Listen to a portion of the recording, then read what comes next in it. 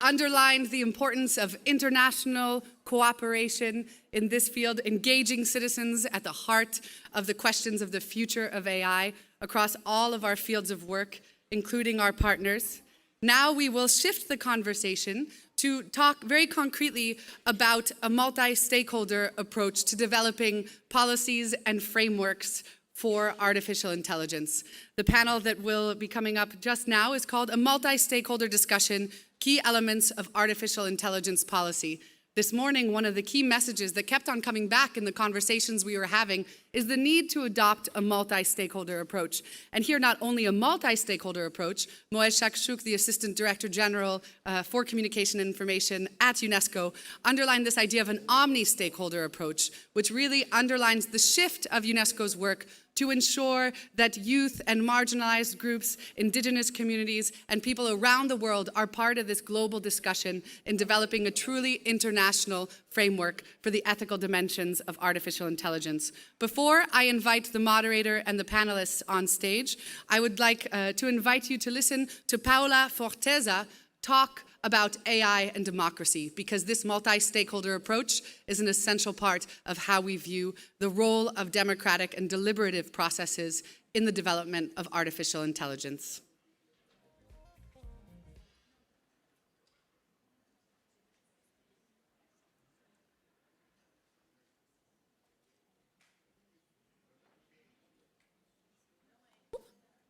The technicians really love Wafa Ben Hassina. I'm very happy to see that.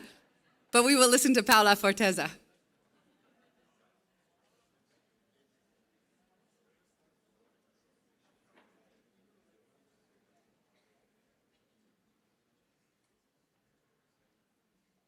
Progrès, opportunité, humanité, maîtrise, transparence. Il y a un enjeu en termes de transparence des algorithmes, il y a un enjeu en termes d'éducation, de compréhension par tous les citoyens de comment fonctionnent ces algorithmes. Il faut qu'on puisse maîtriser ces algorithmes, il faut qu'on puisse les expliquer. On sait bien que la politique de l'intelligence artificielle est la politique des données.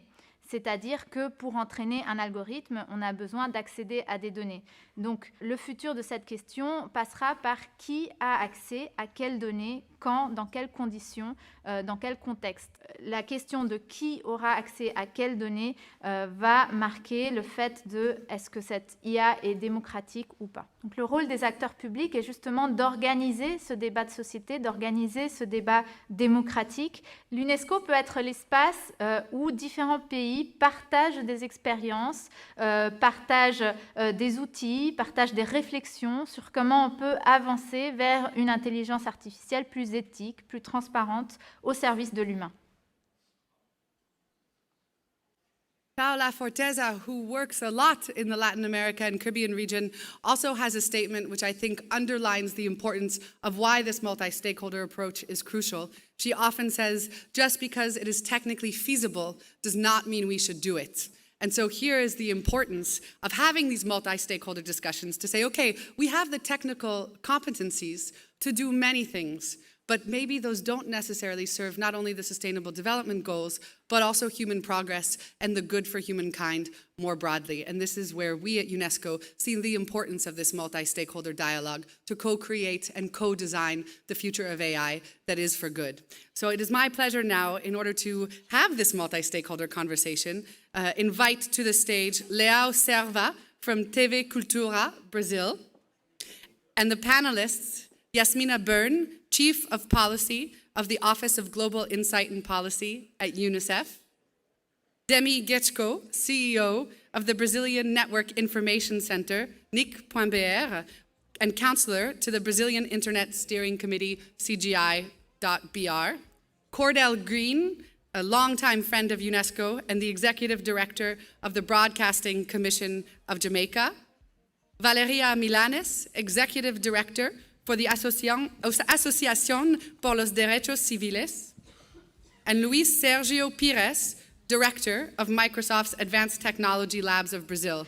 I would just like to underline that Valeria has been kind enough to fly in from Argentina and will have to fly out and leave at 4 in case, which I'm sure the conversation will be, the conversation overflows with the questions. She is leaving the stage not because she is afraid of answering your questions, but because she has to take a plane. So thank you very much, and I'm very pleased to pass the floor over to Leao. Thank you very much. Muito obrigado a todos por estarem aqui. Desde logo eu quero corrigir, o representante da Microsoft é o Márcio Gonçalves. O Luiz Sérgio Pires não pôde estar conosco hoje, mas o Márcio estará fazendo sua palestra aqui. No segmento de mídia, a inteligência artificial já está bastante presente. Paradoxalmente, em verdade, porque nesses tempos de mídia social, a inteligência artificial tem servido para potencializar as manifestações da burrice natural. Mesmo assim, aqui na mídia, a inteligência artificial é muito presente, de novo, para o bem ou para o mal, provocando desemprego e velocidade, acesso à informação e desinformação funcional.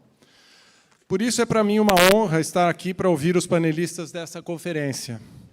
Esse pequeno laboratório que praticamos na mídia nos permite antever um futuro, ao mesmo tempo, alvissareiro e nebuloso, de muita informação e, por isso mesmo, frequentemente tóxico, de muita liberdade e também de liberdade para o autoritarismo. Eu não quero me alongar, porque estou muito curioso para ouvir os nossos panelistas, e eu convido, então, a Valéria Milanes, que é Executive Director da Associação por Direitos Civis da Argentina. Por favor. Aprovechando que estamos de local, voy a hablar en español, ya que es el Foro Latinoamericano y Caribe. Agradecer la invitación, agradecer la gentileza de acomodarse a esta disponibilidad acotada que tenía y a los organizadores. Felicitar a UNESCO por sus 70 años aquí en la región. Vayan por más. Y gracias por tener la deferencia de dejarme hablar en primer lugar. Yo compartirles lo que hacemos desde sociedad civil, en particular desde la organización a la que pertenezco, que es la Asociación por los Derechos Civiles de Argentina, una organización de 25 años de antigüedad. En particular en esta temática tratamos de llevar nuestra mirada no solo a nivel local, nacional, sino también insertarnos en determinados foros regionales que advertimos que quizás no tienen tanta presencia de sociedad civil y cuya la presencia es necesaria, pero también en foros globales donde se están dando estas discusiones, tratando de llevar un insumo genuino regional. Porque muchas de estas discusiones pasan en lo que damos en llamar norte global versus sur global, denominación que a mí personalmente no me hace muy feliz, porque creo que se pierde la riqueza de la diversidad, pero para hacernos un lenguaje común, vamos a decirla. En estos distintos ámbitos llevamos nuestra mirada, y en particular en Argentina, donde se estuvo trabajando el año pasado en pos de la elaboración de un plan nacional de inteligencia artificial que no llegó a lanzarse. Hay un cambio de gobierno ahora, veremos qué pasa con el nuevo gobierno y cómo toma ese insumo. Hicimos aportes puntuales focalizando mayormente 13 comentarios, varios de ellos vinculados al régimen de protección de datos personales. Argentina lo tiene, países de la región los tienen. Creemos que es importante no perder de vista, porque muchos de los datos sobre los cuales se corren inteligencia artificial o procesamiento automático de datos y que tienen un particular interés son datos personales. Ahí es donde nosotros puntualmente ponemos la mirada atenta, remarcamos la necesidad de que el individuo titular del dato, no propietario, sino titular porque hace su esencia como persona, no pierda agencia sobre la información que le concierne ni posibilidad de decidir al respecto. En esos comentarios que aportamos, marcamos también la necesidad de que el Plan Nacional de Inteligencia Artificial contenga expresamente el reconocimiento de que hay sectores vulnerables expuestos a mayor vulnerabilidad, respecto de los cuales, si no se toman recaudos apropiados, pueden ser sujetos y pasibles de mayores exclusiones y mayores daños.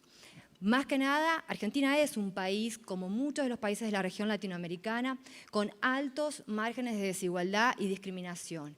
Si desde el desarrollo inicial de una iniciativa de inteligencia artificial no se tienen en cuenta los sesgos propios de las personas que los desarrollan, esos márgenes de desigualdad y de exclusión pueden agravarse. Voy a aportar hay algo que consideramos esencial, derecho a la transparencia, que ya ha sido nombrado, la accountability de los desarrolladores o los que implementan los sistemas de inteligencia artificial también. Yo voy a remarcar, porque es importante para nosotros en pos de este derecho de agencia, el derecho a la explicación. Las personas que están sujetas a decisiones que toman algoritmos de impacto directo, financiero, educativo, laboral, tienen que poder acceder a una explicación por parte de aquellos que desarrollan o que implementan el sistema de inteligencia artificial. Obrigado, Valéria. Ela foi bastante sucinta e eu peço que todos, se puderem, se manterem em torno de 10 minutos. Então, eu passo a palavra a Jasmina Birna, da Unicef.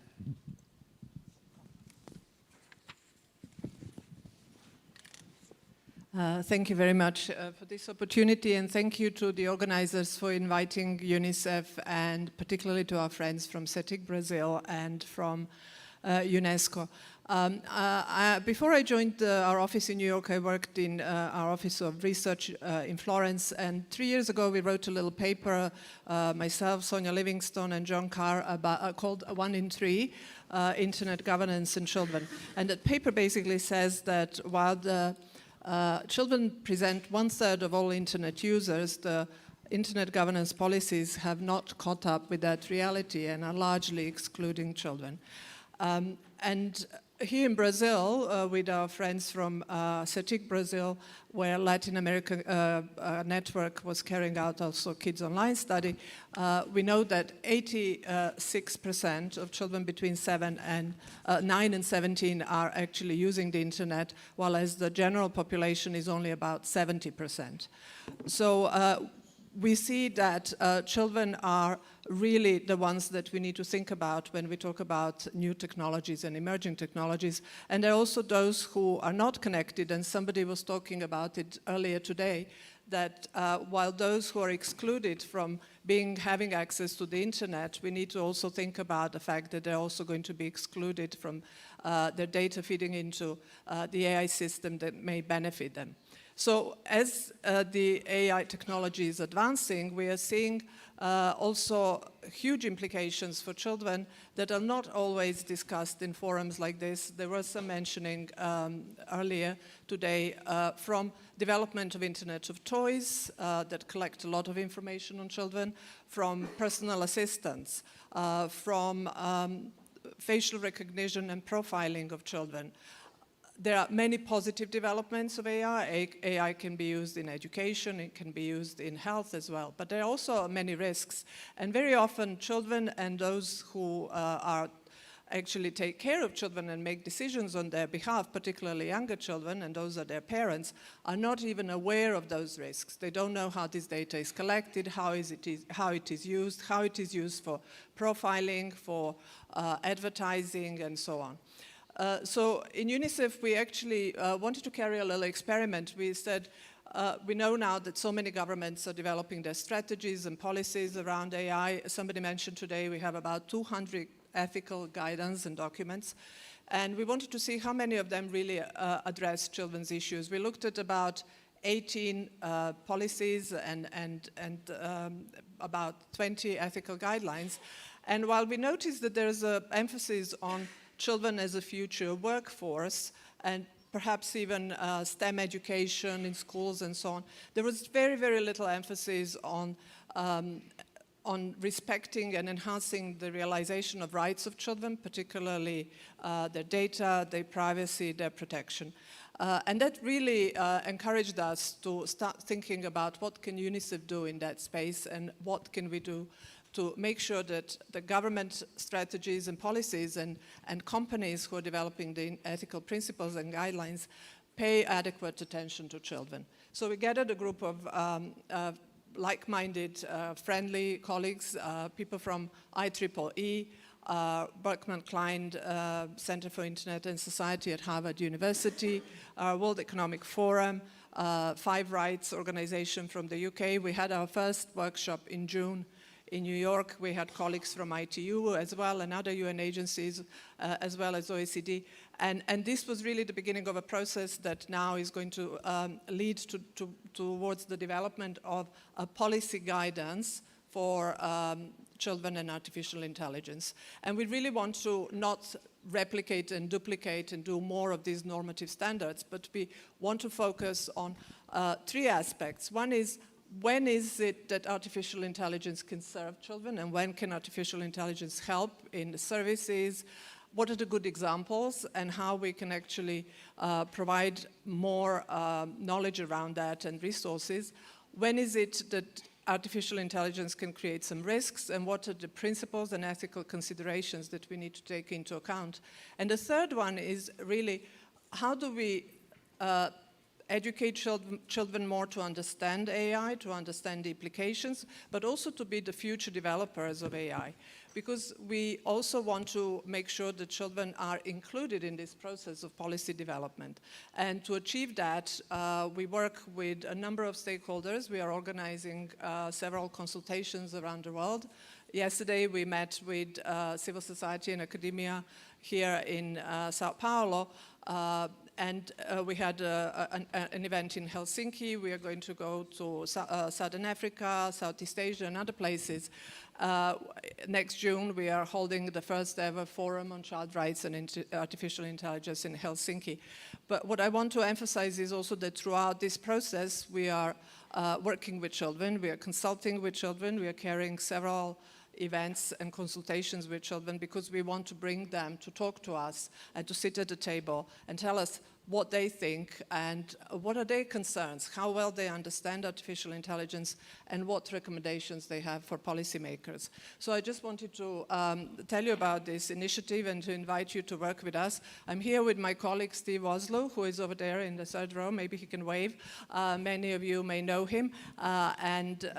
Please reach out to us. We would like to hear from you and to work together on this initiative. Muito obrigado, Jasmina. Eu passo a palavra ao Demi Guettico, que é CEO do NIC BR. Bom, boa tarde a todos. I will deliver my speech in português. É uma honra estar aqui, muito contente de estar fazendo parte desse evento, que foi um evento duramente conquistado, com Unesco e todo mundo ajudando aí, um evento espetacular. Bom, eu farei alguns comentários genéricos sobre essa área. O primeiro comentário, eu queria apoiar uma frase que o Moeso falou hoje de manhã. Mais importante do que multissetorialismo é omnissetorialismo. Ele cunhou esse termo aí. Então, nós estamos a favor de uma inteligência artificial omnissetorial, que leve em conta todos os setores da sociedade.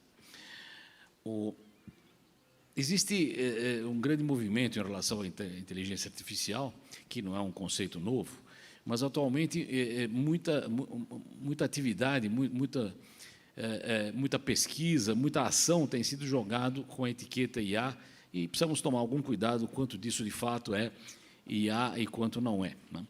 Claro que a inteligência artificial se baseia em tecnologia, ela vem da tecnologia, mas ela afeta todas as áreas da sociedade, e por isso é um tema omnissetorial, como eu estava dizendo.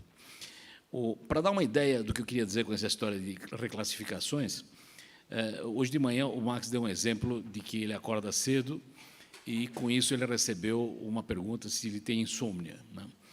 Isso pode ou não ser inteligência artificial, porque quando você tem dados e você tira conclusões a partir dos dados, isso é um processo estatístico que sempre houve na informática e acontece o tempo todo. Eu posso pegar uma coleção de dados e tirar dali uma conclusão. A conclusão do tipo, o horário não é o normalmente usado pelos demais e tudo isso. Claro que daí a fazer o salto para dizer que isso é uma insônia, isso talvez já seja um pouco mais complexo do que simplesmente coleção de dados. Então, o que eu quero dizer é que existem várias áreas, desde data science, até big data, até inteligência artificial, até aprendizagem, que hoje, de alguma forma, estão aglutinadas debaixo desse guarda-chuva IA, mas os tratamentos são diferentes. Então, para tentar explicar o que eu estou tentando dizer, é o seguinte, vamos pegar, por exemplo, dados. É óbvio que nós somos muito ciosos, né, dos dados e queremos preservar a privacidade.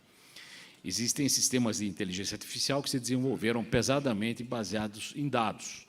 Por exemplo, a forma de se fazer tradução hoje é muito mais eficiente do que era há 30 anos atrás, quando se começou a pensar em tradução automatizada, porque se anexou a essa tradução toda a base digitalizada de livros e textos já traduzidos pelos humanos. Então, os humanos ajudaram o sistema a ganhar informação.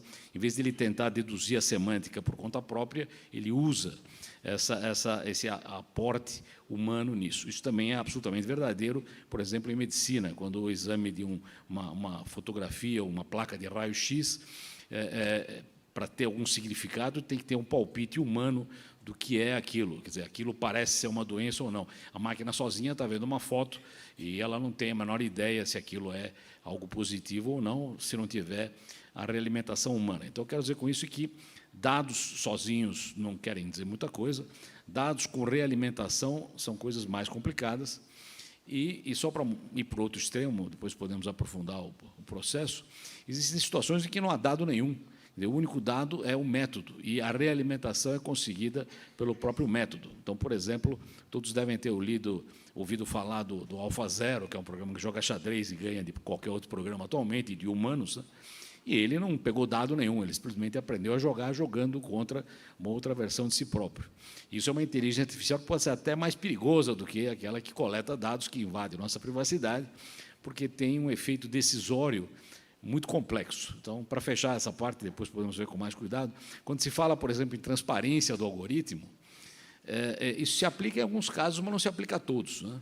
O sujeito que escreveu o algoritmo do AlphaZero, ele sabe o que ele escreveu, só que ele não sabe no que aquele algoritmo se transformou. Esse algoritmo se transformou em algo que ganha dele.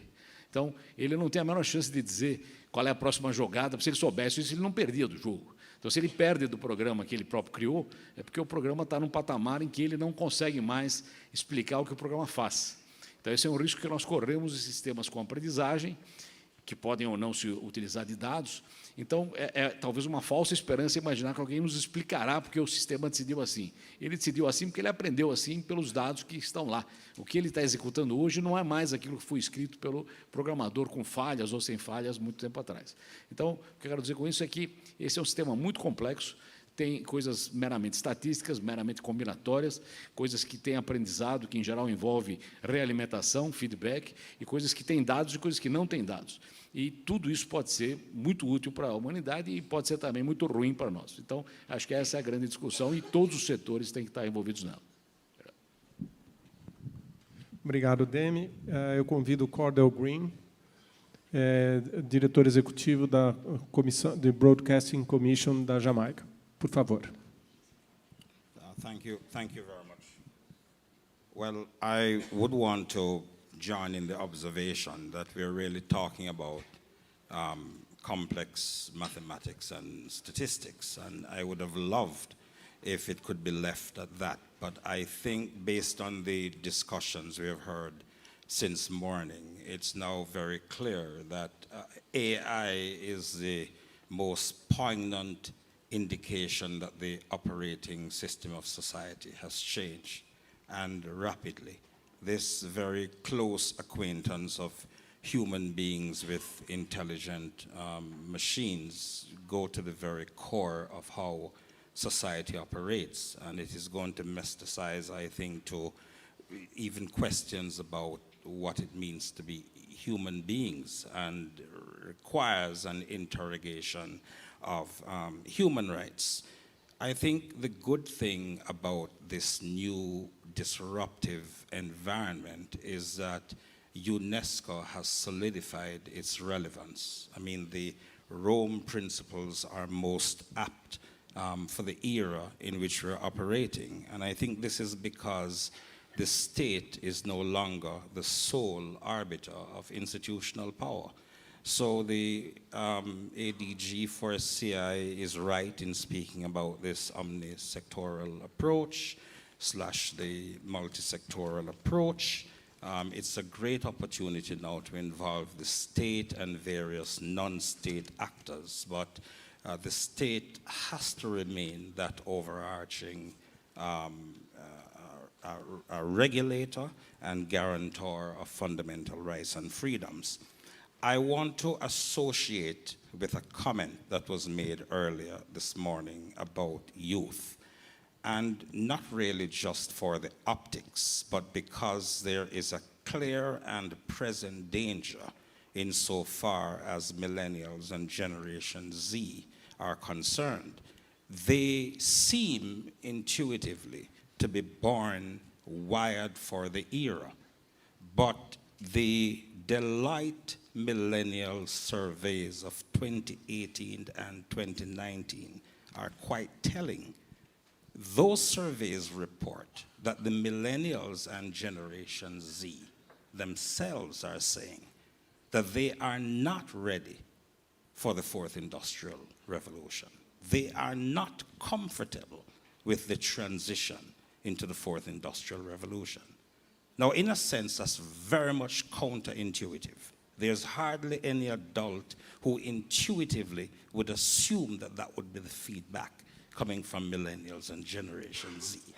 So again, I am associating with a comment that was made earlier this morning and picked up in the panel just before, and which the ADG for CI addressed directly, which is the importance of digital literacy, prioritizing digital literacy, and also building skills in the areas of critical thinking, complex problem solving, and creativity.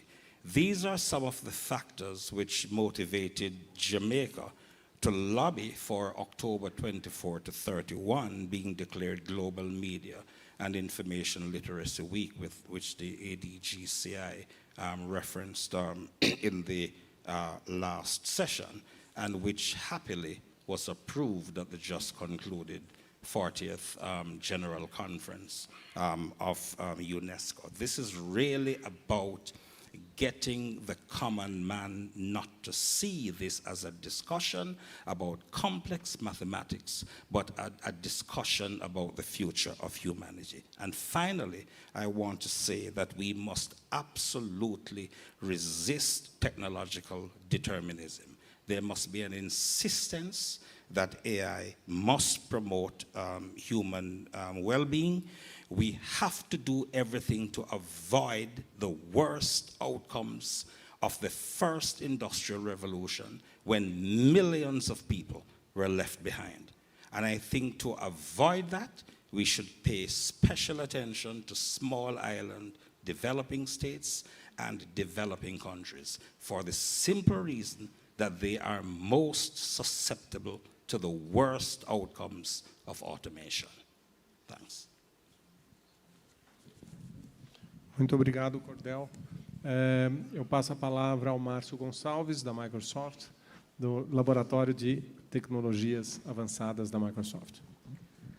Obrigado, João. Obrigado a todos os organizadores pelo convite. Para mim é uma honra, um privilégio estar participando desse evento, especialmente nesse painel aqui com tantos especialistas aí, professor Demi, inclusive. Eu não sou do Laboratório de Tecnologia Avançada, sou do time de Políticas Públicas, substituindo o Luiz, que é do laboratório. E queria comentar um pouco, a Microsoft hoje é uma empresa muito focada na área de inteligência artificial, obviamente. A gente entende que é o futuro da tecnologia. E a gente tem como filosofia aí tornar a inteligência artificial acessível para todos, com o objetivo de aumentar a engenhosidade humana, né? Não substituir. Mas a gente sabe que, como empresa de tecnologia, e num mundo cada vez mais digital, a gente tem um papel preponderante nas discussões sobre o uso dessa tecnologia responsável. Muito se falou hoje de manhã, mas acho que é importante a gente comentar. A Microsoft, há 2 anos atrás, lançou um livro, The Future Computed, se vocês derem um Bing ou até um Google, vocês podem encontrar para fazer o download, com os princípios que a Microsoft entende que são importantes para a gente ter uma inteligência artificial responsável. Equidade, né? Uma internet artificial justa.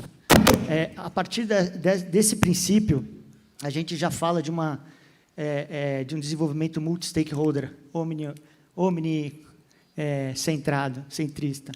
Porque a gente entende, por exemplo, e recentemente saiu uma notícia no New York Times, por exemplo, que tecnologia de reconhecimento facial ela é muito mais efetiva quando ela reconhece em homens brancos. Porque, provavelmente, quem desenvolveu aquele algoritmo de reconhecimento facial foram homens brancos que estavam trabalhando no algoritmo. Então, esse já é um princípio que a gente entende dentro da empresa. Quando a gente está desenvolvendo essas ferramentas, a gente tem que procurar uma diversidade. Se a gente colocar só um engenheiro do nosso laboratório de Redmond, branco, de 45 anos, ele vai ter alguns vieses de um homem de Redmond, branco, de 45 anos. Então, a gente tem que ter uma pluralidade de pessoas desenvolvendo essas ferramentas. Confiabilidade e proteção. Esse é outro princípio que é fundamental, a nosso ver. Segurança e privacidade. Hoje a gente tem a Lei de Proteção de Dados, que foi recentemente promulgada no Brasil, tem a GDPR, a gente entende que, obviamente, para desenvolver algoritmos e desenvolver inteligência artificial, a gente vai ter que usar muitos dados, e o dono desses dados, os donos desses dados somos nós, vamos ter que ter confiança de que esses dados estão sendo usados do jeito certo, com o intuito, com o objetivo certo. Um outro princípio que a gente destaca é o princípio da inclusão. A gente tenta desenvolver algumas ferramentas, e aí a gente tem alguns exemplos bem interessantes, para a gente poder incluir pessoas com, por exemplo, algum tipo de deficiência. Então, um dos aplicativos que a gente recentemente desenvolveu, que é o Seeing AI, que também está disponível para baixar aí nos celulares Android e iPhone, permite que uma pessoa com deficiência visual consiga interpretar o ambiente, ler um cardápio de restaurante e consiga entender o entorno dele, apesar da dificuldade visual. Transparência, que já foi falado, e, obviamente, responsabilidade, né? A gente está desenvolvendo esses algoritmos, tem uma máquina, tem um computador por trás, mas, obviamente, a empresa também tem uma responsabilidade. E aí eu acho que um papel importante que a própria Microsoft desenvolveu, a gente tem uma pessoa responsável, né, que chama Natasha Crampton, que é a Office of Responsible AI. Então, ela tem um time lá, um comitê, chamam a Ether Committee, que é um comitê responsável por desenvolver, discutir as questões éticas que estão sendo levantadas em projetos que a gente, eventualmente, esteja desenvolvendo com o uso de inteligência artificial. Para dar um outro exemplo prático, a gente recentemente declinou de oferecer uma solução de reconhecimento facial para um país que a gente considerava que não tinha uma maturidade democrática grande, apesar de ser uma tecnologia que seria usada num museu, mas a gente achou que corria o risco de essa tecnologia ser usada para reconhecer dissidentes. Então, a gente preferiu não utilizar esse tipo de tecnologia, não licenciar a nossa tecnologia para esse tipo de uso.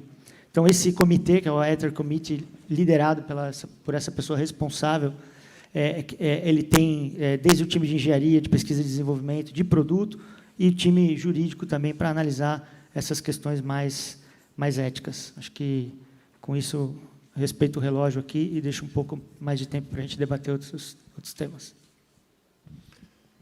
Muito bem, muito obrigado, muito disciplinados os nossos panelistas. Eu queria fazer uma pergunta, em princípio, a todos, mas eu dirigiria preliminarmente a Valéria, que eu lembro que, em algum momento, talvez tenha que sair, sinta-se à vontade, se for necessário. A atual fase da revolução digital tem ocorrido totalmente sem qualquer forma de controle, como os que aconteciam na economia BRICS, vamos dizer. E isso tem potencializado ainda mais e concentrado ainda mais o capital dessas empresas que, a rigor, estão desenvolvendo a inteligência artificial. Como é possível esperar que haja uma regulação do Estado se o Estado não regulou nem mesmo a geração anterior dessas empresas e talvez ele não tenha, os Estados não tenham capacidade de compreender aquilo mesmo que está para ser controlado?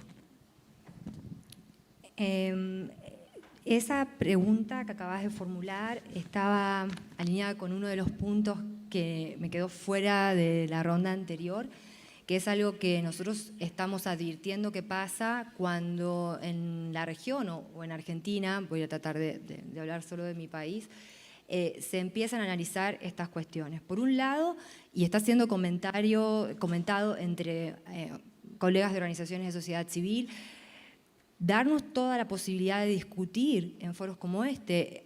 No es menor que el gobierno de Brasil esté colaborando en la organización de este evento. Eso es alentador. Dar las discusiones que sean necesarias, porque lo que advertimos es que quizás en el anuncio de los planes nacionales de inteligencia artificial como algo que viene a solucionar todos los males, es una suerte de caballo de Troya donde se meten cuestiones que son de difícil discusión en los foros particulares. Entonces, hay que seguir, por eso, por ejemplo, nosotros estamos hablando de datos personales, que es una cuestión que venimos trabajando en los foros particulares de esos temas, pero que vemos que impacta de lleno aquí, además de otras cuestiones que se vuelven más complejas. Como decía el colega del panel, la explicación de un algoritmo cuando empieza a tomar vuelo propio, claro que es muy compleja. Bueno, en esa discusión hay que hacer interactuar conjuntamente a todos los principios. Y volviendo a la pregunta, hay una cuestión particular que se da en nuestra región también, que es que los estados adquieren tecnología de solución o de visos algorítmicos o de solución algorítmica con empresas respecto de las cuales hasta se pierde la jurisdicción. Entonces, lo que fortalecería al sistema de inteligencia artificial, que es la transparencia, que es la posibilidad de explicar, que es la accountability, que es la apertura, hasta por una cuestión de propiedad intelectual puede ser frenado. Habrá que ver cómo evolucionan esas cuestiones. Es todo tan incipiente que al menos hasta donde nosotros hemos advertido de ejemplos en la región no hay recorrido de confrontación, no está la bajada de terreno del derecho a la explicación o el derecho a la transparencia. Son formulaciones que estamos teniendo que hay que ver cómo adquieren color aquí, en esta región. Porque eso también y nosotros participamos en foros globales que aspiran a un entendimiento general y común del tema, a desarrollar conceptos en común, como se marcaba en el panel anterior, pero vuelvo a lo mismo que dije, a lo que lo di al principio. Hay riqueza en la diversidad y ese matiz lo que nos hace lo que somos como latinoamericanos y los países, a su vez las diferencias que tienen, no puede quedar borrado del mapa. O sea, es complejísimo, no complejo, complejísimo, pero son las discusiones que tenemos que dar todas las veces que sean necesarias. Y los estados y los políticos y los tomadores de decisión van a tener que estar a la altura, no queda otra, quedan en evidencia cada vez más, porque hasta las decisiones que toman muchas veces los dejan en ridículo cuando no pueden ser ejecutadas y el mundo virtual sigue discurriendo a pesar de esa decisión. Cordell, eu posso passar a pergunta a você, repetir essa pergunta para você. Como você falou do Estado, que é preciso preservar o poder do Estado de regulação. Como o Estado pode regular algo que ele não criou e que ele não domina?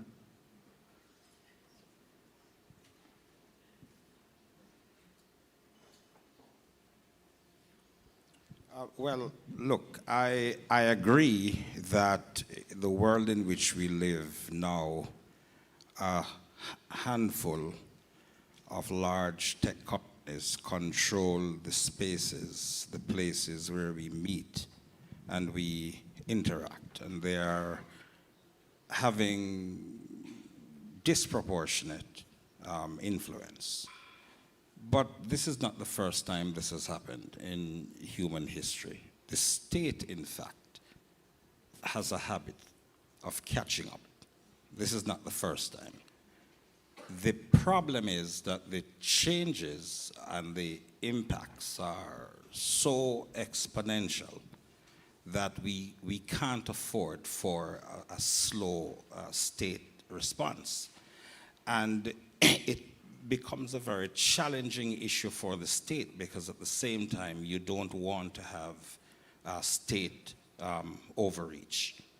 But I think we have to step back a little and remember that we now look at motor cars and traffic lights and traffic policemen and traffic laws. All of that had been preceded by the development of cars, which the state had no expertise in. The state's expertise was in horses and probably how fast they would go. And we had to make adjustments. So the state can adjust. What is critical is that we ought not to take a paternalistic approach this time around, because the consequences will be far-reaching. And that is why we have to keep returning to this Rome principle which UNESCO is articulating. I think it goes beyond just a new concept about governance. It is, in fact, the relevant concept of governance for the times in which we live.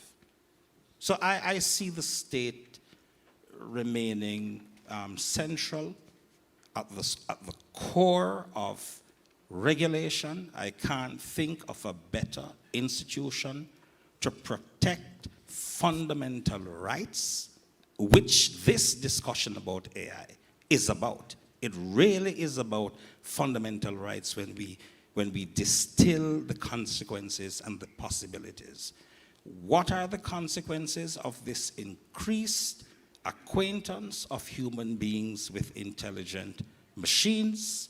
The concept of rights. How far do we talk about machine rights? What are the obligations of those who create technologies that go to the core of how societies operate? And only the state has the domain to make law and to enforce law. So I don't want to whittle away the importance of the state in this discussion, even as I readily accept that the state itself is being disrupted by AI. Muito bem. Eu gostaria de ouvir o Márcio da Microsoft, exatamente porque é uma das empresas, digamos assim, que parece acima dos estados, desde logo por sua capacidade de capital de investimento, né? E qual é a forma de intervenção que o Estado consegue fazer no desenvolvimento da inteligência artificial, das tecnologias, por uma empresa como a Microsoft? Eu acho que não só para o tema de inteligência artificial, né, mas como um todo, e especialmente nós, como brasileiros, às vezes a gente sofre um pouco com a mão pesada do Estado querendo regulamentar tudo, né?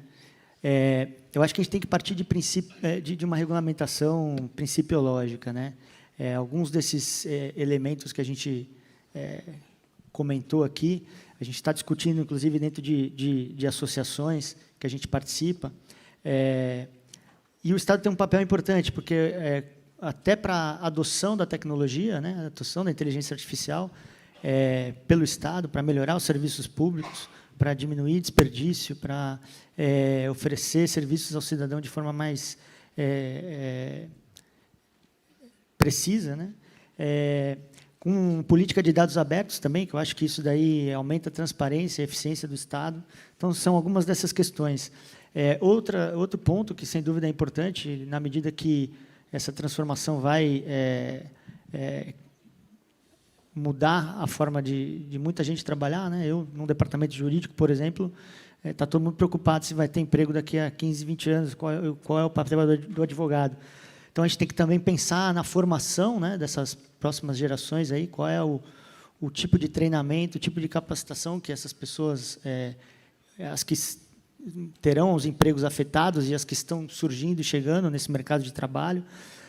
Para isso, a gente, inclusive, na Microsoft, tem um programa que chama Academia, né, que proporciona aí cursos gratuitos para desde crianças até cursos mais técnicos que oferecem certificação para quem quer um conhecimento mais profundo sobre o uso da tecnologia, para justamente ajudar nessa caminhada que a gente está passando nesse momento de transformação. E aí, só para comentar um pouco, porque eu falei que eu não sou do nosso laboratório de tecnologia avançada, eu sou do departamento jurídico, mas acho que é relevante a gente mostrar isso daí, até pela importância do Brasil. A gente tem aqui, no Brasil, no Rio de Janeiro, um laboratório de pesquisa avançada que está focado na parte de inteligência artificial, que é um dos 5 da Microsoft no mundo, o primeiro no Hemisfério Sul, e que tem feito algumas parcerias interessantes. Uma delas, por exemplo, porque eu comentei aqui, várias vezes foram comentados exemplos de como usar, e a preocupação que a gente tem com o uso da inteligência artificial, mas eles fizeram um trabalho aqui muito interessante com o Hospital 9 de Julho, onde eles ensinaram a máquina a identificar o leito de hospital, se a barra da cama está abaixada, se o paciente está se levantando, porque um dos grandes problemas nos hospitais que os pacientes sofrem, às vezes entram para uma cirurgia simples, acham que estão bom, caem do hospital e um problema que era simples vira um problema grave. E a gente, obviamente, com a proteção da privacidade, mas identificando, ensinando o algoritmo com aprendizado de máquina, que aquele movimento ou aquela barra da cama estava abaixada, a gente conseguiu ensinar e, com isso, reduzir queda nos hospitais, e, no caso, no Hospital 9 de Julho, e trazendo um benefício concreto para o cidadão, né? Jasmina, você falou do trabalho junto às crianças na defesa dos direitos das crianças, e, ao mesmo tempo, foi falado aqui sobre a necessidade do desenvolvimento de uma alfabetização digital, né, que vale para as crianças, vale para a sociedade como um todo. Como no seu modo de entender, as crianças estão mais bem preparadas para o futuro da inteligência artificial do que nós estamos no atual momento?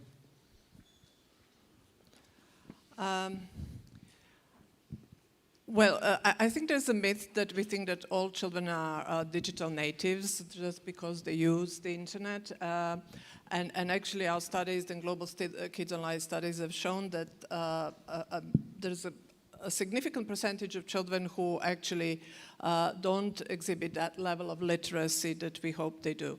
And with the advance of AI, we also realize that that affects also children who are not using actively the internet. So you may not have to be connected at all, but you are going to be affected by AI.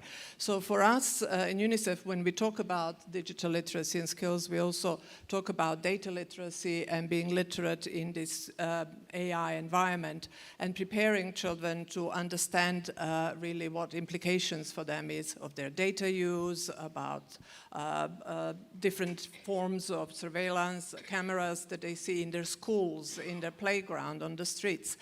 But as I said, I think this literacy needs to also target parents and the general public as well, because sometimes we see that parents are even less literate than their children. And I think some of the estimates in Global Kids Online studies show that on average parents' digital literacy levels are of 10 to 12-year-olds. So every 15-year-old probably knows way more than their parents.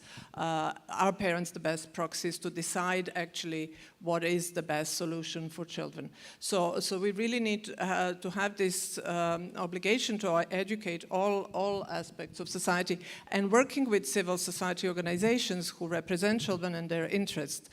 We talked a little bit here about now the regulation, and obviously there has to be an oversight also of government's regulation, and that's where civil society society plays a very important role, because there are very different models of regulation. As we know, we have the European model, the US model, we have other models, and they are not all democratic regulations that are based on human rights, values, and principles. So as much as we need to educate children about digital literacy, we also need to educate them about civic literacy, about civic freedoms, and we need to create the civic space for them as well.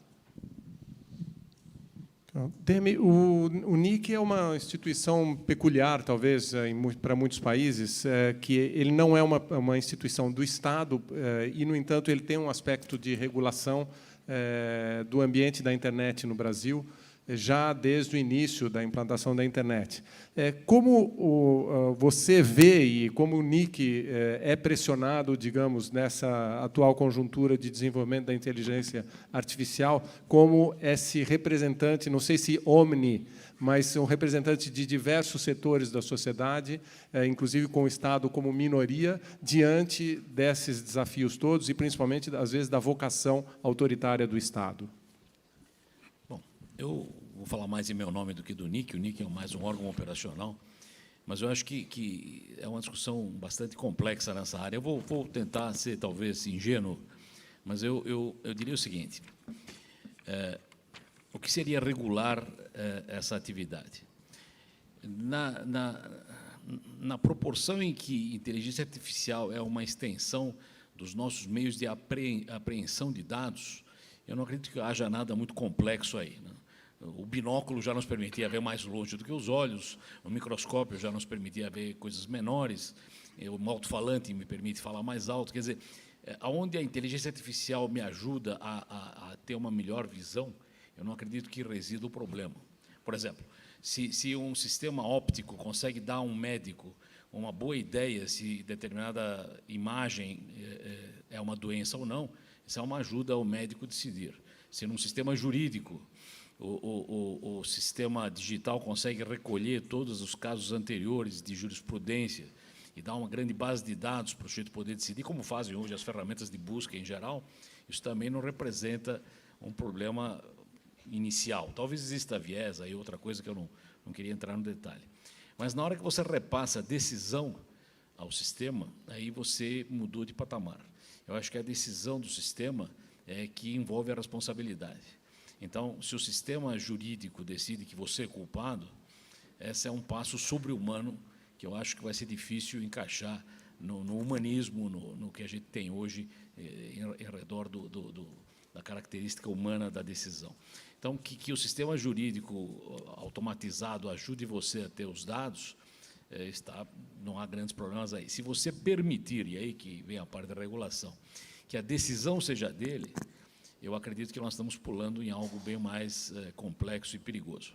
Se o sistema médico decide automaticamente que o sujeito está morto e deve desligar os aparelhos, ou que o sujeito deve ser operado ou que não deve ser operado, nós estamos dando um salto no escuro e eu teria grandes receios em tomar esse tipo de atitude. Então, se for para discutir, digamos, essa parte da regulação, que acho que é extremamente complexa, precisaríamos tentar ser principiológicos, como foi dito aqui. Eu acho que qualquer auxílio a enxergar melhor a natureza e o mundo é muito bem-vindo e o homem precisa disso e sempre fez isso o tempo todo. Quer dizer, auxílios para melhorar a nossa compreensão, a nossa visão das coisas sempre foram bem-vindas. Auxílios em decidir podem ser também adequados, desde que a decisão e a responsabilização final seja humana. Eu vou dar um exemplo que o Jacques Weiner fez numa apresentação na Unicamp, que é interessante. Ele diz o seguinte: em alguns hospitais norte-americanos, os sistemas automáticos diminuiriam o número de óbitos em relação aos sistemas humanos. Porém, a partir do jurídico daqueles hospitais, decidiu-se não implementar os sistemas automáticos, porque nos sistemas automáticos, se alguém falecesse e fosse movida uma ação, seria contra o hospital. Você não teria um médico para dizer que a culpa foi do médico, a culpa seria do hospital. Então, para o hospital não correr esse risco, é falar, não, deixa os médicos serem os culpados, nós não entraremos nessa seara de carregar a culpa de uma decisão errada. Então, acho que esse é um tema extremamente importante. Tem no Instituto Massachusetts de Tecnologia, no MIT, tem um programa chamado Moral Machine. Se vocês quiserem entrar, moralmachine.mit.edu, ele é um sistema que testa quais seriam as decisões morais que dependem de cada cultura, da idade dos indivíduos, do sexo, em suma. Dependendo do indivíduo, a decisão moral, num caso de se uma máquina deve atropelar um ou três, se deve atropelar o jovem ou o velho, quer dizer, no caso de não haver alternativas, tem que cometer alguma coisa, essa é uma decisão que nem está clara para os humanos, quanto mais para as máquinas. Então, se formos para o lado da regulação, eu começaria a fazer um alerta muito forte contra decisões entregues às máquinas. Eu acho que as decisões ainda devem, de alguma forma, ser mantidas em mão dos humanos. Márcio, você falou do funcionamento mais eficiente das máquinas de reconhecimento facial para homens brancos e de classe média de 45 anos. Quer dizer, fundamentalmente, o executivo da Microsoft em Washington. Mas, por tudo que a gente tem visto, as máquinas de reconhecimento facial estão muito eficientes na China também, para rostos chineses, tá certo? Ou seja, há um desenvolvimento tecnológico muito importante acontecendo na China, num regime autoritário, bastante controlador e talvez até focado nesse sentido. Quer dizer, não sei se foi a esse país que vocês não venderam o sistema que você mencionou. Aí também não. Mas o quanto é possível imaginar que esse controle nas mãos do Estado e não de iniciativas na iniciativa privada, como tem sido no Ocidente, nos coloca mais risco do que, digamos, na mão da Microsoft? Eu acho que essa é a preocupação principal, né, de quando a gente está desenvolvendo essas tecnologias. A gente vive num país democrático, mas a gente também, e aí não precisa nem falar de inteligência artificial, mas a gente pode ter ordens judiciais abusivas, pedindo mais dados do que necessariamente necessitam. Então, é um dilema que a gente enfrenta, em alguns momentos, até judicialmente. Mas a gente vai aprender enquanto a tecnologia avança e a implementação dessa tecnologia avança. Por isso que eu acho que realmente é fundamental discutir quais são esses princípios éticos para o uso, desenvolvimento e aplicação da tecnologia. No caso do reconhecimento facial, a gente tem essa preocupação e a gente, obviamente, em alguns casos, a gente decidiu não autorizar o uso da nossa tecnologia, mas a gente tem casos muito positivos mostrando o contrário. Aqui no Brasil, por exemplo, tem uma associação, uma ONG que chama Mães da Sé, que procura crianças desaparecidas, né? Pessoas desaparecidas, na verdade, não apenas crianças. E o trabalho delas era, inicialmente, afixar cartazes, colocar a foto da pessoa num ônibus, no pedágio, quando você passa no pedágio, você pega a fotinha da pessoa. Quer dizer, para identificar uma pessoa através disso, é quase uma agulha no palheiro. E a gente conseguiu desenvolver, em parceria com eles, uma ferramenta, usando inteligência artificial, que a gente pegou a base de dados deles, usou a nossa ferramenta, a nossa tecnologia, criou alguns sistemas para a gente também garantir a privacidade, né? Então, só os casos que estão... já foi feito tem um boletim de ocorrência, de desaparecimento daquela pessoa. Então, se uma pessoa chega num hospital, o assistente social pode tirar uma foto e identificar se está no banco de dados daquela ONG.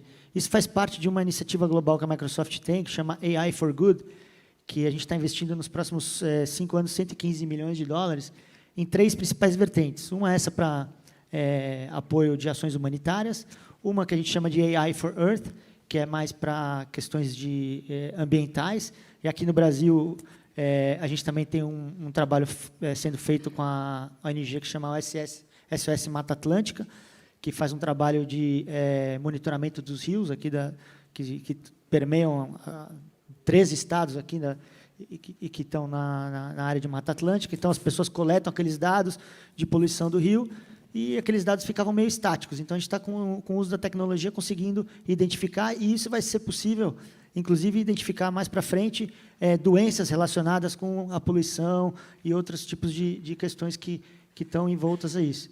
E a outra vertente AI for Accessibility, né, de acessibilidade.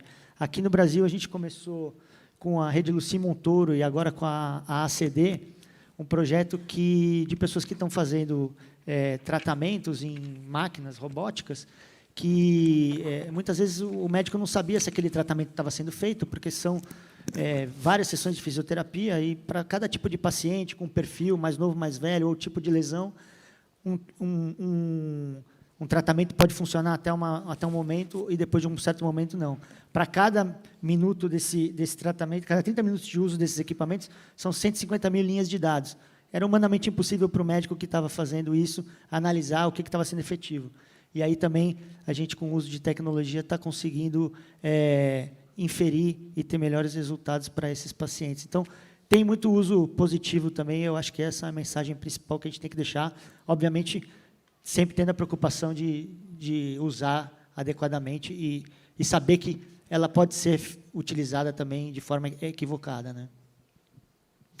Bem, nós estamos encerrando o nosso tempo. Eu, certamente, deve ter alguma coisa que vocês querem dizer a mais. Eu pediria que vocês dissessem em 1 minuto o que faltou dizer para a gente poder encerrar. Por favor.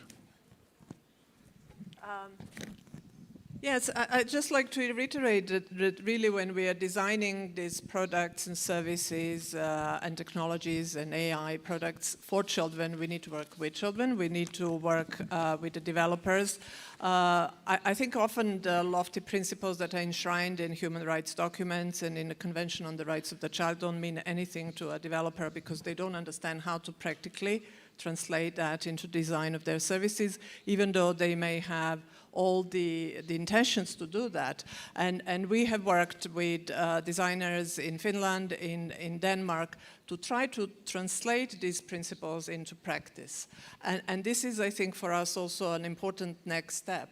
How do we move from these ethical principles, guidelines, and saying, how do we embed these into services? How do we make sure that technology includes privacy and protection by design? How do we account for the voices of the most marginalized of children or of all the other groups?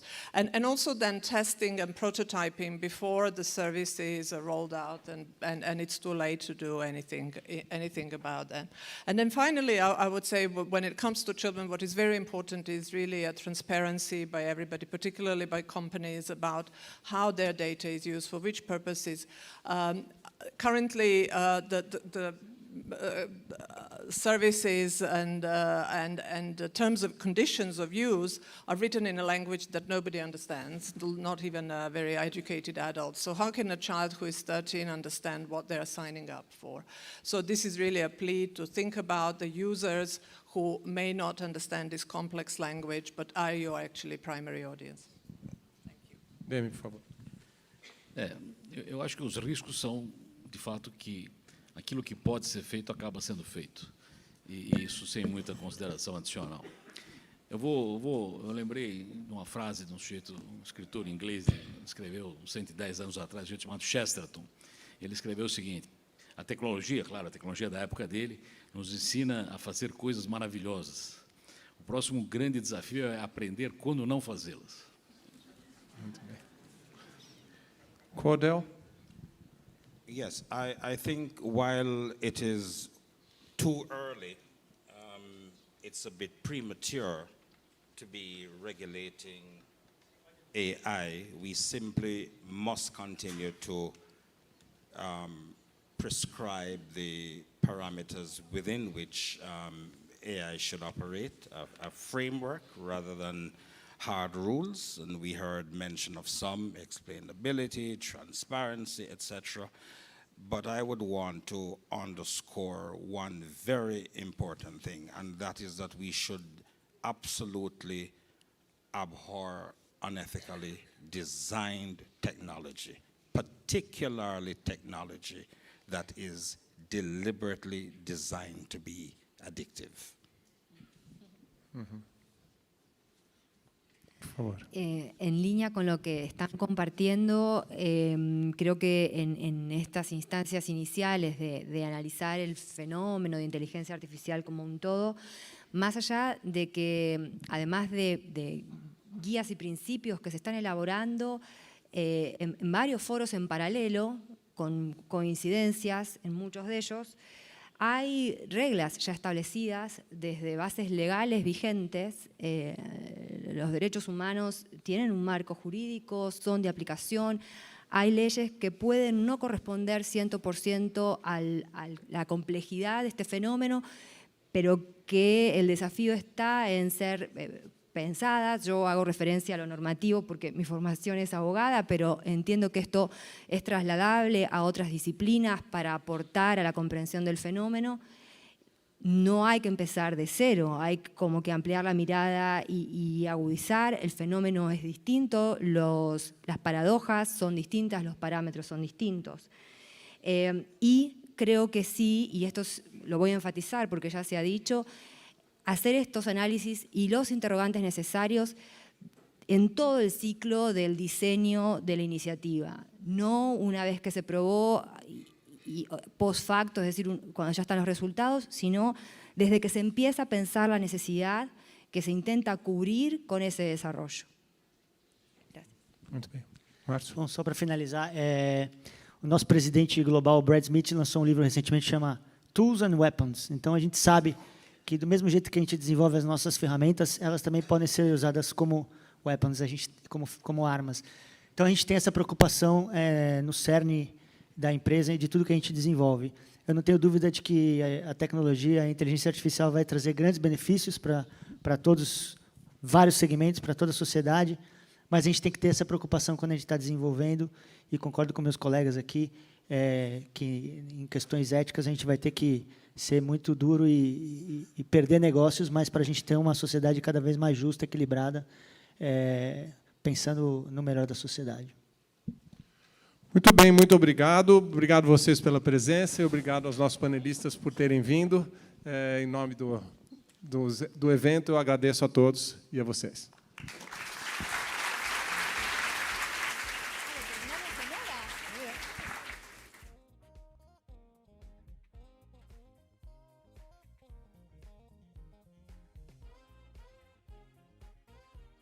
Thank you so much for that very dynamic panel. There are a couple of key statements that came out of that discussion. One from Cordell Green, who underlined that the state itself is in a state of disruption and that we cannot afford a slow state response. And here I would like to underline that that is indeed one of the challenges in developing policies and frameworks for AI governance, is how do we ensure policies that are developed at the state level that keep up with the pace of innovation in the field of AI. And this is indeed one of the reasons why we believe that we must ensure an omni-stakeholder approach and reimagine the way in which public policies are both developed and implemented. There is also an emphasis on the need to involve small island developing states as well as developing countries in this discussion. And here I would like to add that we must also ensure the involvement of marginalized groups. And I would like to take a second to acknowledge the wonderful interpreters that are both in the back translating into multiple languages, but also our interpreters that are translating into sign language, because AI has a huge impact in the field of ensuring that people with disabilities and other challenges can be involved in this conversation, and we can develop technologies that address marginalized groups, including disabled communities. There was also this issue brought up by Luis Sergio Pires in the private sector, underlining the need to involve people outside of the technical community in technical developments. So ensuring that, for example, there are ethicists and philosophers involved in the private sector in the development of these solutions, but also that the technical community are trained in the ethical questions of the development of AI solutions that they are working on. Lastly, Yasmina underlined the link between digital literacy and civic literacy. And this is something absolutely essential in our work going forward. Digital literacy is part of the solution, but there is also this question of making sure that people are empowered both in understanding their fundamental human rights, but also their civic duty to be involved in the co-development and co-design of AI.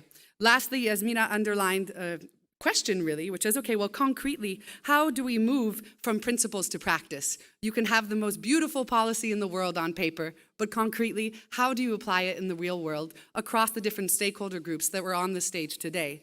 And we will answer that question, or at least have a discussion about that question, after our coffee break. So we will take half an hour for our coffee break, and we will meet back here at 4:15 for a conversation on From Principles to Practice, the Brazilian multi-stakeholder approach to artificial intelligence. So please enjoy the coffee that's available, and we look forward to seeing you back here in half an hour.